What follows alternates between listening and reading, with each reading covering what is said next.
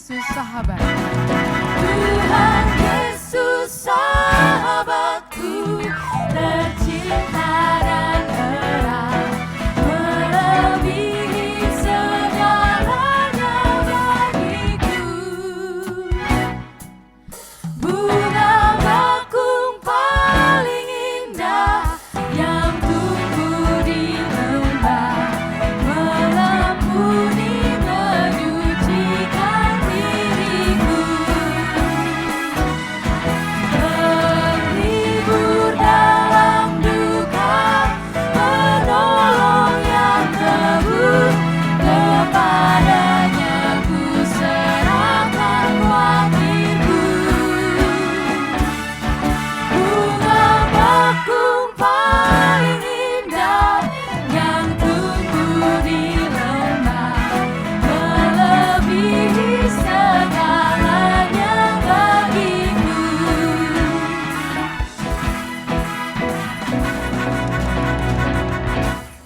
Di setiap pencobaan dan luka batinku, Dia benteng dan perisaiku tetap.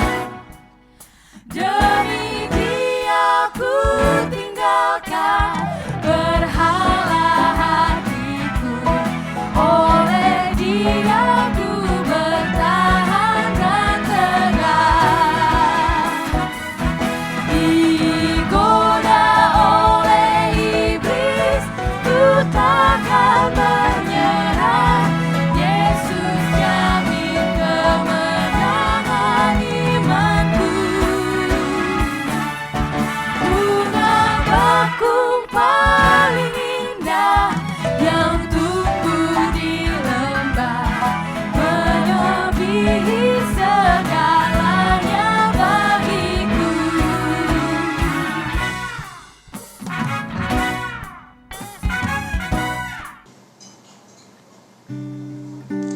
Shalom teman-teman, selamat malam. Gimana nih teman-teman kabarnya pada hari ini?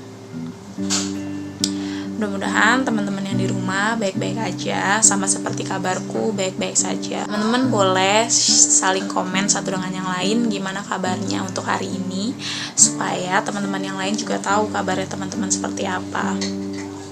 Aku tahu walaupun kita tidak bertemu secara fisik, kita tidak bisa saling mengobrol satu dengan yang lainnya lewat tatap muka, tapi aku yakin dan percaya Tuhan yang boleh satukan kita di ibadah kita kali ini. Aku mau ajak teman-teman untuk memuji muliakan nama Tuhan, untuk membesarkan nama Tuhan. Aku mau ajak teman-teman di sini menyanyikan satu lagu, Dengan Sayapmu. Ya teman-teman, dengan sayapnya Tuhan kita boleh menaruh setiap kehidupan kita. Kita boleh menyerahkan seluruh hidup kita ke tangan Tuhan, biar setiap proses yang ada dalam hidup kita, Tuhan yang mengaturnya. Dengan sayapmu.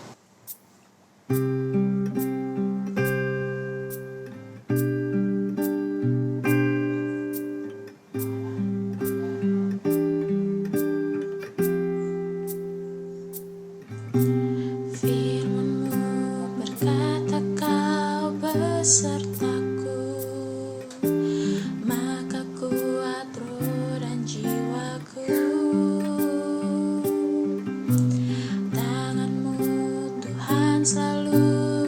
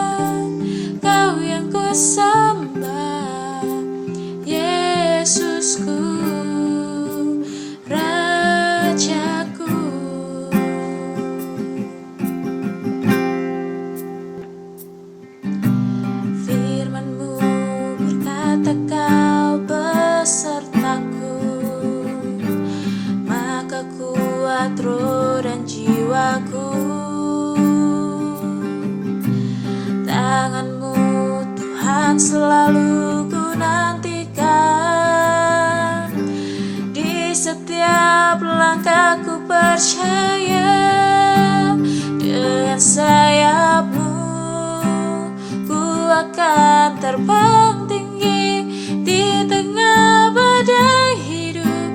Ku tak menyerah, kau kekuatan dan perlindungan bagiku. Pertolonganmu di tempat maha tinggi, ku mengangkat tanganku, aku berserah, kau ku nantikan, kau yang ku sembah, Yesusku, Rajaku, kau ku nantikan, kau yang ku sembah,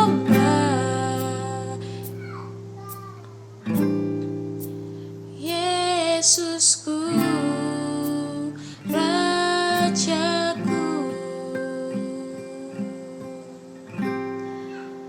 Mari teman-teman kita bersatu dalam doa. Selamat malam Bapa yang baik, Bapa yang bertata dalam surga, Bapa yang kami sembah di dalam nama anak-Mu Tuhan Yesus Kristus.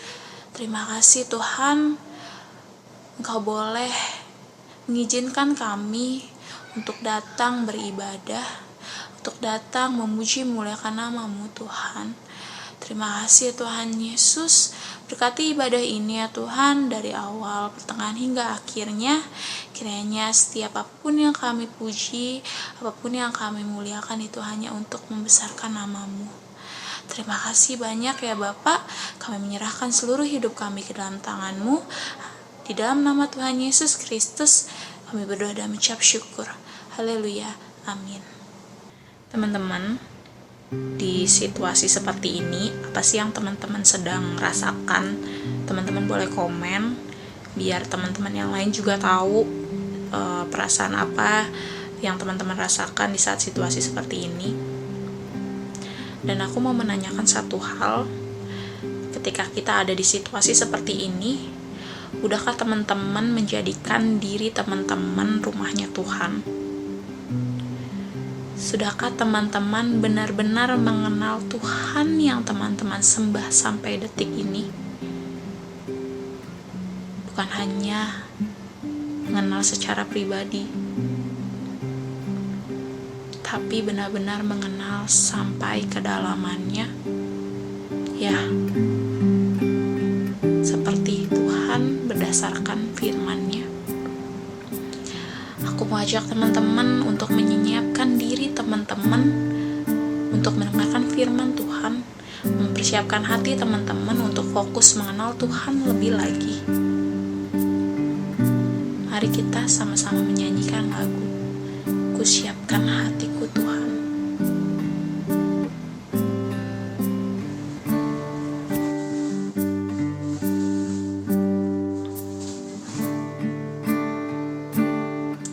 Siapkan hatiku Tuhan untuk dengar firman-Mu saat ini. Ku sujud menyembah-Mu Tuhan,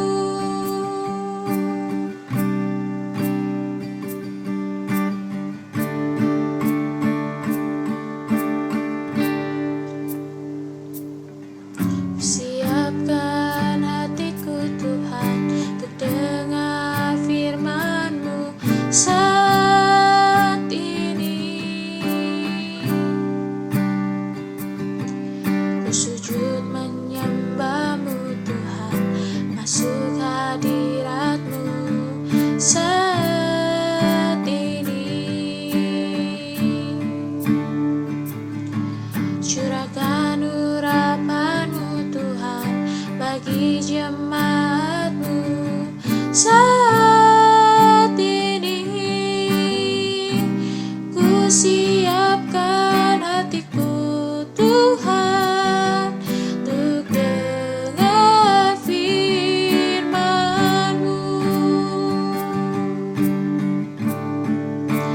Firman-Mu Tuhan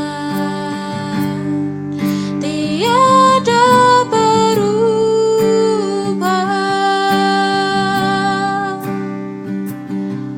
dahulu sekarang selama-lamanya tiada berubah. Firman-Mu Tuhan penolong hidupku, ku siapkan hatiku Tuhan untuk dengar firman-Mu. Ku siapkan hatiku Tuhan untuk dengar firman-Mu.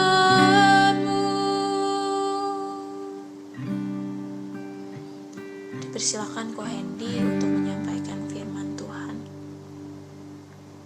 Selamat malam saudara sekalian, senang sekali bisa berjumpa kembali dengan saudara sekalian di dalam acara Persekutuan Pemuda Online pada malam hari ini. Tiba saatnya bagi kita untuk bersama-sama membaca dan merenungkan firman Tuhan. Sebelumnya kita berdoa terlebih dahulu, memohon pertolongan Tuhan di dalam pembacaan dan perenungan firman Tuhan pada malam hari ini. Mari kita bersama berdoa. Tuhan, pada saat ini kami bersama-sama bersyukur untuk waktu di mana kami akan bersama-sama membaca dan merenungkan firman Tuhan. Tuhan, tolonglah kami dalam segala keterbatasan dan kelemahan kami sebagai manusia. Kami butuh pertolongan Roh Kudus Tuhan untuk kami dapat memahami firman Tuhan. Tolonglah juga kiranya hamba-Mu ini di dalam menyampaikan renungan firman Tuhan pada malam hari ini, agar setiap kami yang mendengarkannya dapat memahaminya dengan baik.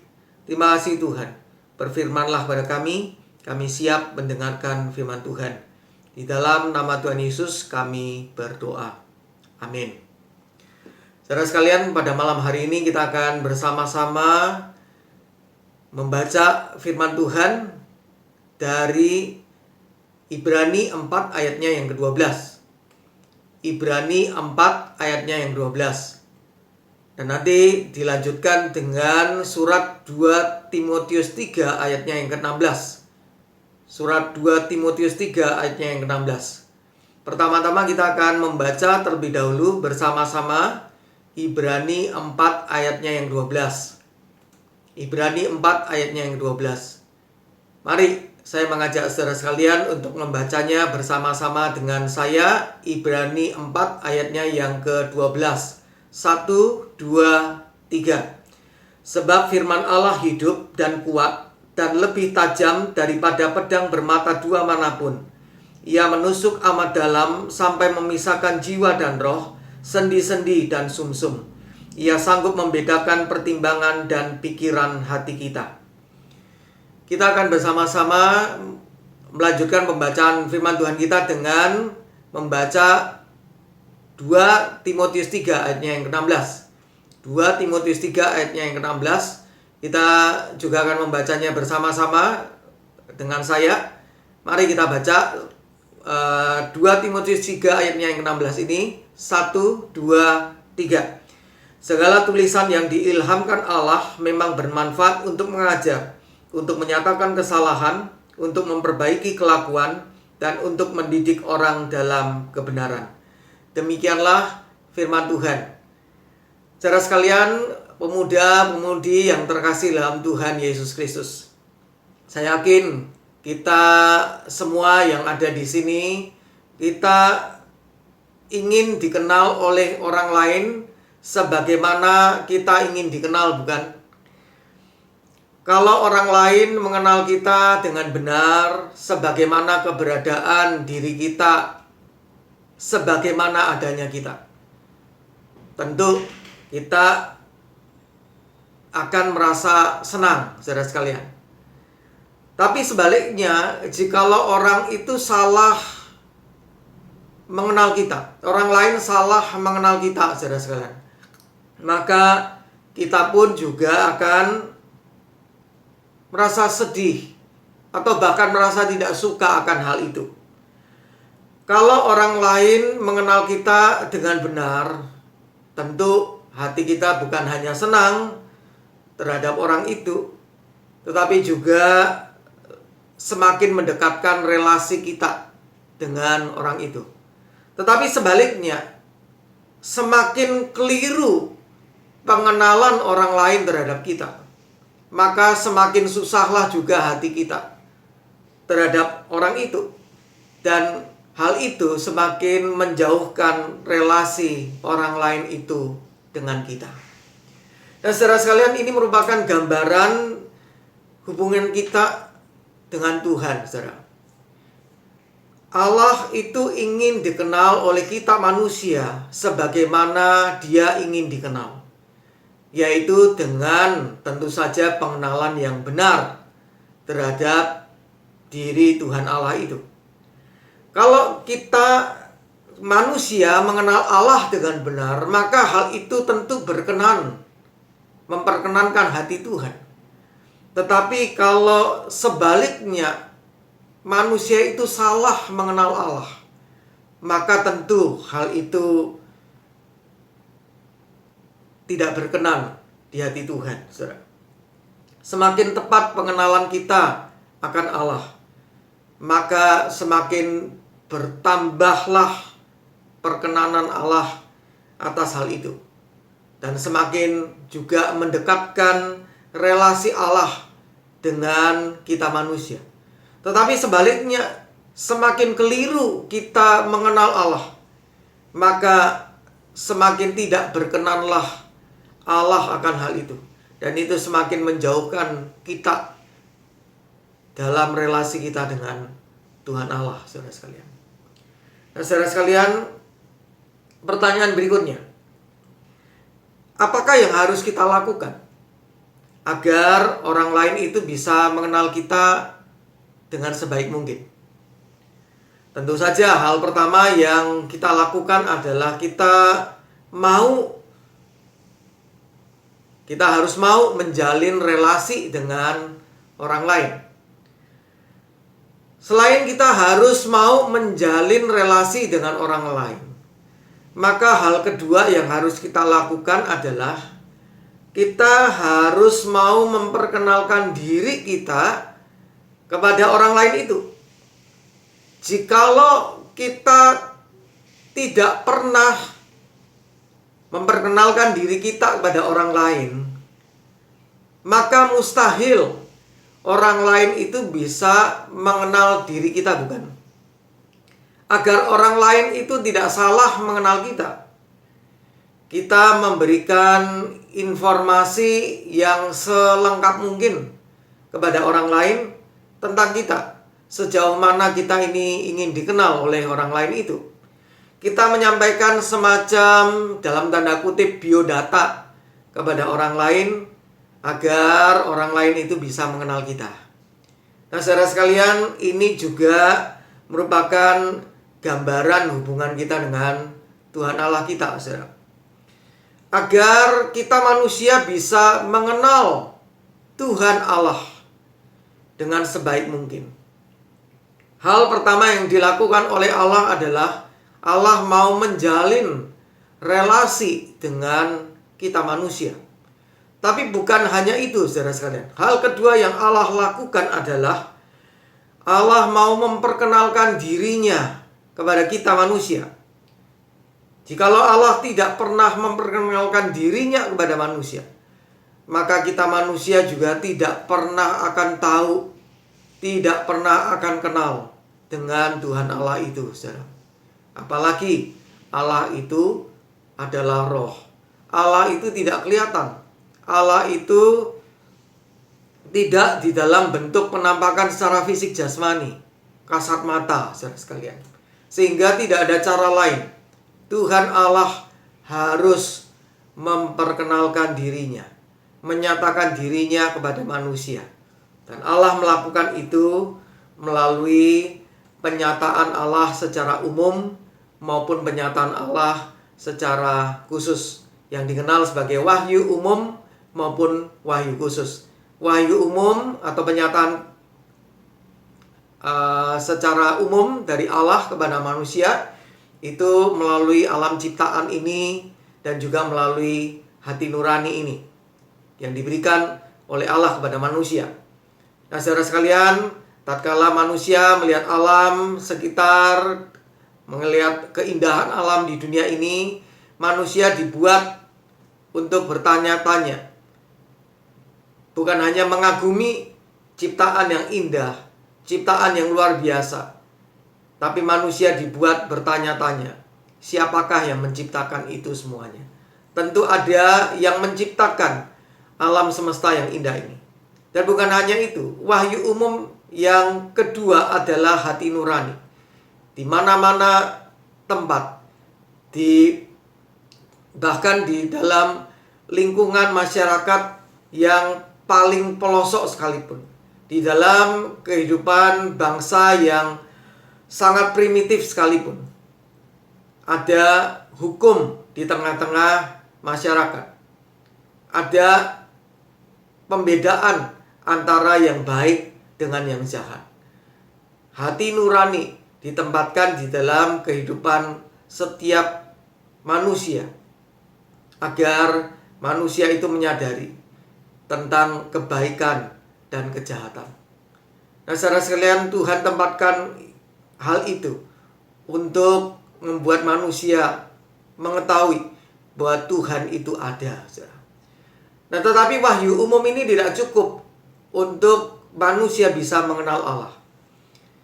Tuhan Allah juga memberikan wahyu atau penyataan secara khusus melalui firman Allah yang tertulis, yaitu Alkitab, dan juga firman Allah yang menjadi manusia, yaitu Tuhan Yesus Kristus. Nah, saudara sekalian, Allah memberikan informasi yang selengkap mungkin melalui firman Allah yang tertulis dan melalui firman Allah yang menjadi manusia, yaitu Tuhan Yesus Kristus. Nah, saudara sekalian, tadi kita bersama-sama membaca 2 Timotius 3 ayatnya yang ke-16, bahwa segala tulisan yang diilhamkan Allah memang bermanfaat untuk mengajar, untuk menyatakan kesalahan, untuk memperbaiki kelakuan, dan untuk mendidik orang dalam kebenaran. Di sana jelas dikatakan segala tulisan yang diilhamkan Allah. Nah, saudara sekalian, kalau kita bandingkan dengan terjemahan bahasa Indonesia masa kini, di sana dikatakan semua yang tertulis atau setiap tulisan dalam Alkitab diilhami oleh Allah. Nah, oleh karena semua yang tertulis dalam Alkitab atau setiap tulisan dalam Alkitab itu diilhami oleh Allah, maka Alkitab yang notabene berasal dari Allah sendiri, diilhami oleh Allah sendiri, adalah dasar untuk mengenal Allah yang benar, Allah yang sejati. Alkitab menuntun kita kepada Sang Juru Selamat sebagai tokoh sentral, pribadi sentral di dalam firman Allah yang tertulis. Nah, saudara sekalian, selain itu, oleh karena diilhamkan oleh Allah, maka firman Allah yang tertulis itu, yaitu Alkitab, memiliki sifat-sifat sebagaimana yang dinyatakan dalam Ibrani 4 ayat 12 yang tadi sudah kita baca. Saya bacakan lagi Ibrani 4 ayat yang 12. Sebab firman Allah hidup dan kuat dan lebih tajam daripada pedang bermata dua manapun.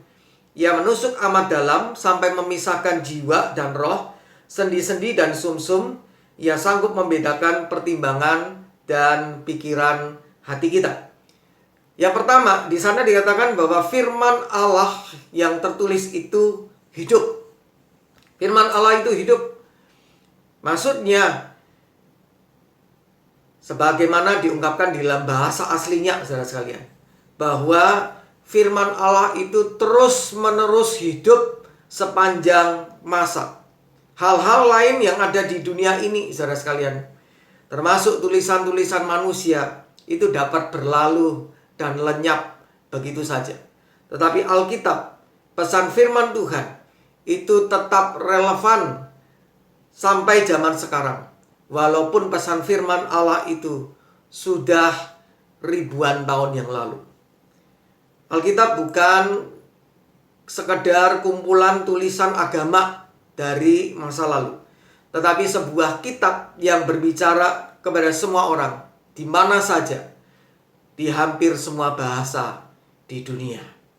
Nah, saudara sekalian, firman Allah itu hidup karena dia mempunyai daya hidup, menghidupkan manusia ke dalam kehidupan yang rohani dan kekal, saudara. Pusat pemberitaan dari firman Allah itu bukanlah tokoh fiksi atau tokoh khayalan, tetapi Tuhan Yesus Kristus yang hidup dan yang memberikan hidup.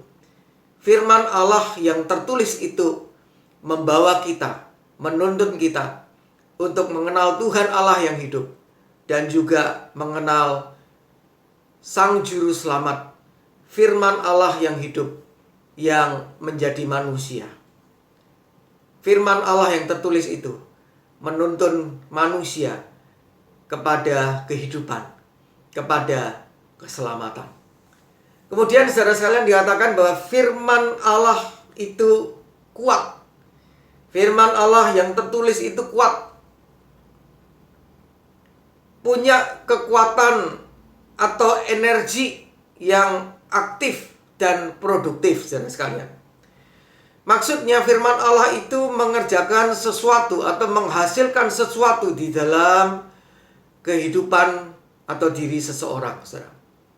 Kembali sejenak ke 2 Timotius pasal 3 ayat 16. Di dalam ayat itu disebutkan bahwa segala tulisan yang diilhamkan Allah memang bermanfaat untuk mengajar, menyatakan kesalahan, memperbaiki kelakuan, dan mendidik orang dalam kebenaran.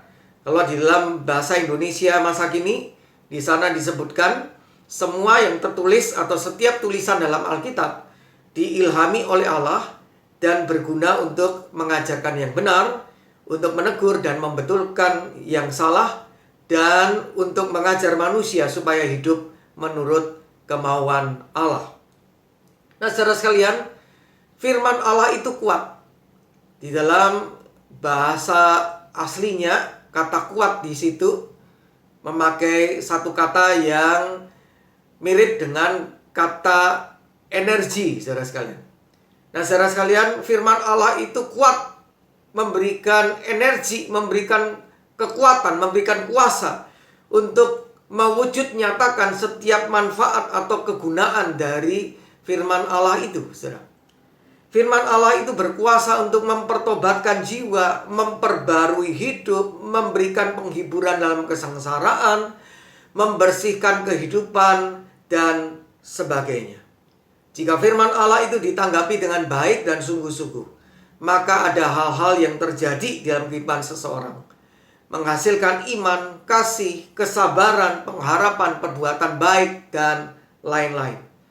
Firman Tuhan bukan hanya untuk dipelajari, dibaca, atau ditulis, namun juga untuk diamalkan di dalam kehidupan ini. Dan yang ketiga, saudara sekalian, sifat yang ketiga dari firman Allah itu adalah firman Allah itu punya daya tembus yang begitu dalam, tentu saja secara rohani. Dikatakan bahwa dalam Ibrani 4 ayat 16, firman Tuhan itu bagaikan pedang bermata dua. Nah, pedang bermata dua pada zaman dunia kuno dipakai sebagai senjata di dalam peperangan jarak dekat. Dan pedang bermata dua itu adalah senjata yang paling tajam pada zaman itu. Pedang bermata dua ini sering dipakai khusus oleh para tentara Romawi di dalam peperangan yang mereka lakukan. Nah, dikatakan bahwa firman Tuhan ini jauh lebih tajam dari pedang bermata dua yang notabene pada zaman itu merupakan senjata yang paling tajam pada masanya. Nah, saudara sekalian, firman Tuhan adalah senjata yang paling baik dalam medan peperangan rohani untuk menghadapi musuh rohani dalam kehidupan kita, saudara sekalian. Nah, memang saudara sekalian, di sini dikatakan bahwa firman Allah itu memisahkan jiwa dan roh, memisahkan sendi-sendi dan sumsum, membedakan pertimbangan dan pikiran hati manusia. Nah, di sini penulis surat Ibrani menggunakan simbolisme untuk menunjukkan kehidupan batin manusia dalam semua seginya. Bahwa apa yang biasanya manusia tidak bisa lihat, tidak bisa manusia bedakan, tetapi itu pun bisa dibedakan, bisa diuji oleh firman Tuhan. Karena firman Tuhan itu membahas segala aspek atau segi kehidupan manusia. Firman Tuhan terus menguji keberadaan spiritual manusia dan juga keberadaan moralnya. Setiap relung tubuh dan jiwa manusia menghadapi ujung tajam pedang pemisah dari firman Allah ini. Sementara pikiran manusia bisa tetap tersembunyi di hadapan mata sesama orang lain yang menyelidiki. Tetapi firman Tuhan itu sanggup mengungkapkannya. Singkatnya, firman Tuhan itu berkuasa menembus dan menyingkapkan hati manusia yang terdalam. Sekalipun manusia itu sukar untuk dapat mengerti dirinya sendiri, sulit mengerti pikiran yang ada di bawah kesadarannya, kabur, tidak jelas, tetapi firman Allah dapat menyingkapkannya. Singkatnya, firman Allah itu dapat menguji kita, setiap aspek hidup kita. Orang lain melihat apa yang kita lakukan, tetapi firman Allah menguji mengapa kita melakukan apa yang kita lakukan itu. Firman Allah tidak hanya berurusan dengan pikiran-pikiran kita, tetapi juga niat, maksud, atau alasan di balik pikiran-pikiran itu, saudara. Nah, menarik saudara sekalian bahwa kata Yunani yang diterjemahkan sebagai membedakan di sini mirip dengan kata kritik. Dalam bahasa Yunani dipakai kata kritikos. Nah, ada orang-orang tertentu yang bukannya membiarkan firman Tuhan itu mengkritik kehidupan mereka, tetapi orang-orang itu justru malah mengkritik firman Tuhan, mengkritik Alkitab. Namun sebenarnya pada kenyataannya Alkitab itulah yang mengkritik mereka, saudara sekalian. Firman Tuhan itu menyingkapkan hati kita. Dan jika kita mempercayai Alkitab, maka firman Tuhan itu akan memampukan hati kita untuk menaati Tuhan Allah. Itulah sebabnya mengapa setiap orang percaya itu harus rajin mendengarkan dan memperhatikan firman Tuhan di dalam kehidupan ini. Dalam firman itu kita melihat Tuhan, dan kita juga mengetahui bagaimana Tuhan melihat kita. Kita melihat diri kita sebagaimana adanya di hadapan Tuhan. Pengalaman ini menyanggupkan kita untuk bersikap jujur dengan Allah dan mempercayai kehendaknya dan menaati Dia. Nah, saudara sekalian, tadi telah dikatakan bahwa agar orang lain itu tidak salah mengenal kita, kita memberikan informasi selengkap mungkin tentang kita. Sejauh mana kita ingin dikenal oleh orang lain, bukan? Kita menyampaikan semacam biodata kepada orang lain yang hendak mengenal kita. Nah, saudara sekalian, pertanyaannya, apakah perasaan dan reaksi atau tanggapan kita jikalau orang lain tetap salah mengenal kita, walaupun informasi tentang diri kita itu sebenarnya telah kita sediakan bagi orang lain itu? akibat dari orang lain itu tetap berpegang pada ide atau gagasan atau konsep atau pikiran atau pendapat atau penafsiran orang lain itu sendiri terhadap kita, ketimbang berdasarkan informasi yang kita berikan kepadanya, saudara. Atau bahkan sebaliknya, orang lain itu tidak mau membaca atau tidak mau mempedulikan atau bahkan tidak mau menerima informasi yang kita berikan atau kita sediakan bagi orang lain itu, saudara. Tentu saja kita tidak suka, bahkan marah, bukan? Nah, saudara sekalian, demikianlah halnya juga dalam kaitannya dengan Tuhan. Tadi telah dikatakan bahwa agar manusia itu tidak salah mengenal Allah, maka Allah memberikan informasi selengkap mungkin tentang dirinya, sejauh mana ia ingin dikenal oleh manusia, yaitu melalui firman-Nya. Jikalau manusia itu tetap keliru mengenal Dia, mengenal Allah, walaupun firman-Nya itu telah disediakannya bagi kita manusia, akibat dari manusia itu berpegang kepada ide atau gagasan atau konsep atau pikiran atau pendapat atau penafsiran dirinya sendiri, ketimbang berdasarkan informasi yang Allah berikan melalui firman-Nya. Atau bahkan sebaliknya, kita tidak mau membaca firman Tuhan, kita tidak mau mempedulikan firman Tuhan, bahkan kita menolak firman Tuhan itu untuk mengenal Allah, untuk mengetahui kehendak-kehendaknya, apa yang harus dilakukan dalam kehidupan ini. Maka sebenarnya kita sedang menempatkan diri kita di bawah murka Allah, saudara sekalian. Saudara sekalian, dengan demikian kita harus berusaha agar jangan sampai kita salah mendefinisikan Tuhan sesuai dengan konsep kita masing-masing. Kita sepatutnya tidak memiliki image atau gambaran Tuhan itu berdasarkan penafsiran diri kita sendiri, melainkan bercermin kepada Alkitab. Alkitab adalah dasar kita untuk mengenal Tuhan dan menjalani hidup kita selaku orang-orang yang percaya kepada Tuhan. Alkitab sebagai cermin atau standar hidup kita, orang-orang yang percaya kepada Tuhan. Bukan ide-ide atau gagasan-gagasan kita sendiri yang dicocok-cocokkan dengan Alkitab. Nah, saudara sekalian, berikutnya, kalau misalnya seandainya informasi yang kita berikan kepada orang lain tentang diri kita, yang dimaksudkan oleh kita agar orang lain itu bisa mengenal kita dengan lebih baik, justru malah ditafsirkan dengan seenaknya untuk keuntungan diri orang lain itu sendiri. Apakah perasaan maupun reaksi kita terhadap orang itu? Apakah kita akan marah? Apakah kita akan tidak suka terhadap orang itu?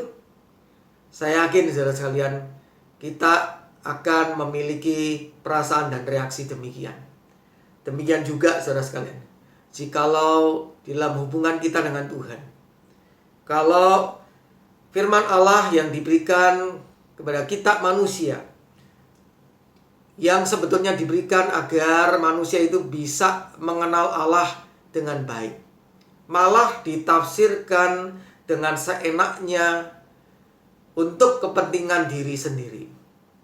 Tentu saja hal itu akan membuat orang yang menafsirkan Alkitab dengan sembarangan untuk kepentingan dirinya sendiri, menempatkan dirinya di bawah murka Tuhan. Nah, saudara sekalian, tidak sedikit orang yang punya Alkitab menafsirkan Alkitab dengan seenaknya untuk kepentingan diri sendiri. Bahkan hal yang miris juga, saudara sekalian, bahwa tidak sedikit orang yang memanipulasi firman Tuhan untuk meraup keuntungan pribadi. Di sini kita mesti berhati-hati atas tindakan orang lain seperti ini. Dan bagi kita masing-masing, jangan pernah kita coba-coba untuk melakukan hal itu. Karena hal itu tentu mendatangkan murka Tuhan terhadap diri kita, saudara sekalian.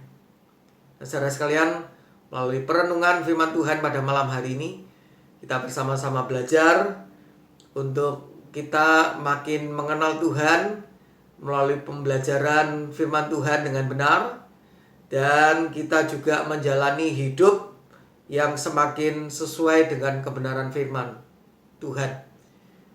Kita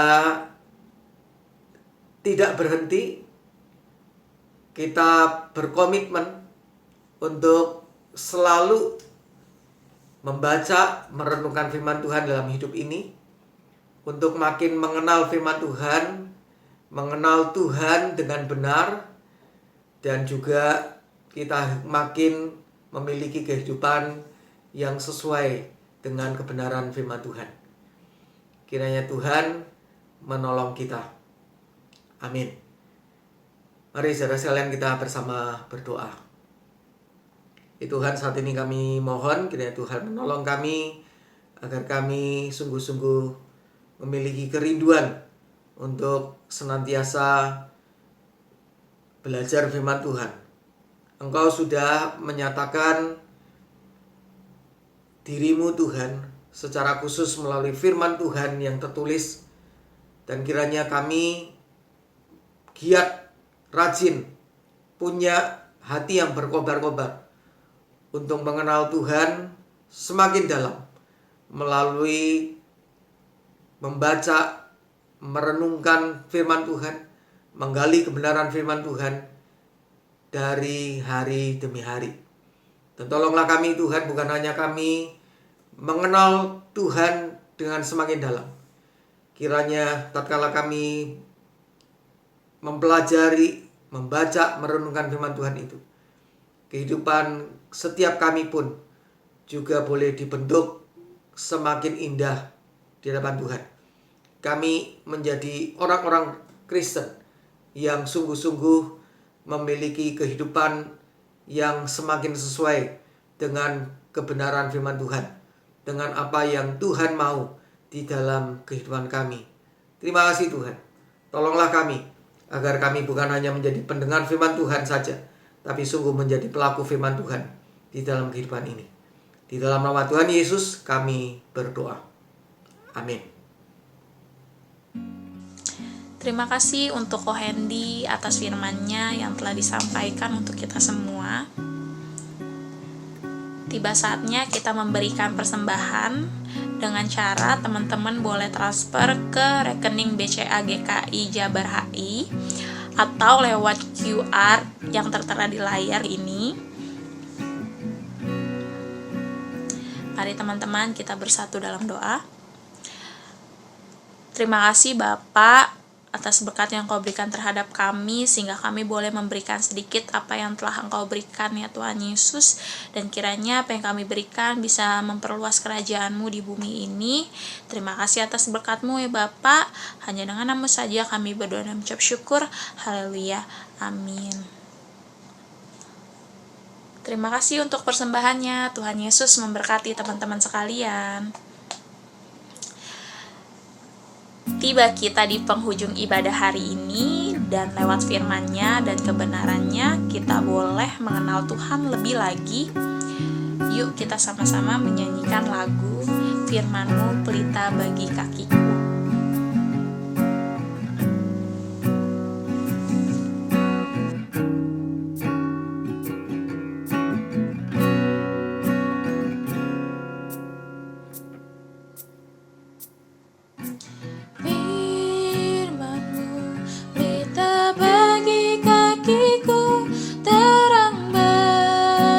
Jalanku,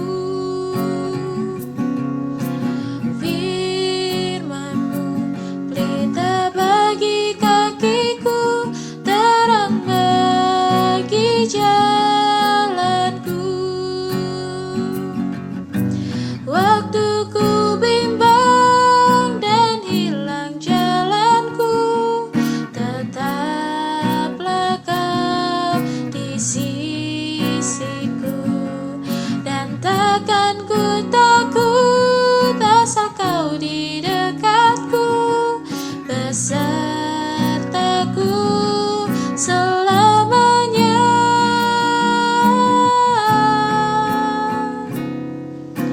Firman-Mu pelita bagi kakiku, terang bagi jalanku.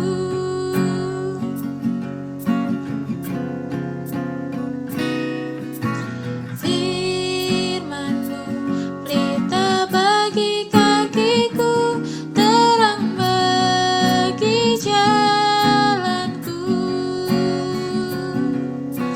Firman-Mu pelita bagi kakiku, terang bagi jalanku. Waktu ku bimbang dan hilang jalanku, tetaplah kau di sisiku, dan takkan ku takut asal kau di dekatku, besertaku selamanya.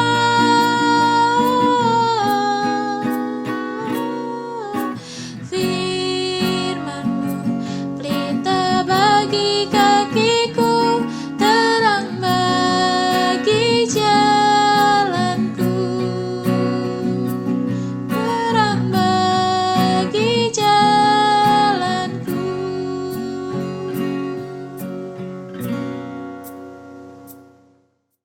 Saudara sekalian, kita akan bersama-sama menutup persekutuan pemuda malam hari ini dengan doa. Mari kita berdoa. Tuhan, pada saat ini kami bersama-sama berterima kasih untuk persekutuan pemuda pada malam hari ini. Walaupun di dalam kondisi pandemi COVID-19 ini, kami hanya bisa melakukan persekutuan pemuda secara online, namun kiranya hal itu tidak menyurutkan semangat kami untuk kami tetap bersekutu dengan saudara-saudara seiman dari minggu demi minggu, walaupun melalui media online. Tuhan, kami sungguh mengharapkan dan merindukan agar pandemi COVID-19 ini boleh segera berakhir dan negara kami mengalami pemulihan dari Tuhan. Dan kami juga mohon Tuhan tolong setiap kami agar kami menjadi pelaku firman Tuhan dan bukan hanya pendengar saja. Kami belajar firman Tuhan untuk makin mengenal Tuhan dengan lebih baik dalam kehidupan ini, bukan berdasarkan konsep pikir atau penafsiran diri kami sendiri, tapi berdasarkan kebenaran firman Tuhan. Dan juga dengan demikian Tuhan, kami memiliki kehidupan yang semakin sesuai dengan kebenaran firman Tuhan. Tuhan, tolonglah kami agar kami boleh menjadi saksi Tuhan yang hidup, yang benar dimanapun Tuhan tempatkan kami, menjadi berkat bagi banyak orang. Nama Tuhan dipermuliakan di dalam kehidupan kami. Tuhan, akhirnya kami mohon berkat Tuhan atas setiap kami. Kiranya Tuhan memberkati kami dan melindungi kami. Kiranya Tuhan menyinari kami dengan wajah-Mu Tuhan, dan memberikan kepada kami kasih karunia Tuhan. Dan kiranya Tuhan menghadapkan wajah-Mu Tuhan kepada kami, dan memberikan kepada kami damai sejahtera-Mu Tuhan, kini dan selama-lamanya. Terima kasih Tuhan. Di dalam nama Tuhan Yesus Kristus kami berdoa. Amin. Terima kasih teman-teman untuk ibadah pada hari ini. Dipersilakan untuk saat teduh terlebih dahulu. Dan jangan lupa tegur, sapa di komen. Selamat malam minggu. Dan sampai jumpa di persekutuan pemuda berikutnya. Tuhan Yesus memberkati. Jangan lupa saat teduh ya teman-teman. Dia takkan